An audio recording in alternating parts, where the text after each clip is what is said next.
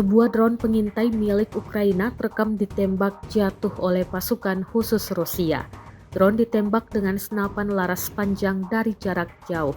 Rekamannya diunggah di Telegram pada Senin 23 Desember 2024. Dalam keterangan unggahan disebutkan, pasukan Rusia bertanggung jawab atas perlindungan udara. Personel militer dari kru anti pesawat dari kelompok pasukan pusat Rusia tampak menghancurkan drone yang mengintai.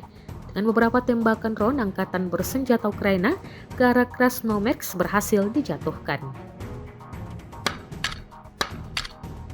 Работаю по вражеским FPV-дронам на посту воздушного наблюдения. Работаю со своими товарищами, работаем слаженно, все действия скоординированы, отрабатываем в полной мере. Первый вражеский FPV-дрон, который мы сбили, мы его услышали через зов, сразу среагировали, обнаружили и уничтожили. А вторую FPV, которую мы сами заметили на расстоянии 100 метров, она летела в нашу сторону. Также прицельным огнем отработали по ней, подбили, и она упала за нашими позициями. Дальше она была уничтожена саперами.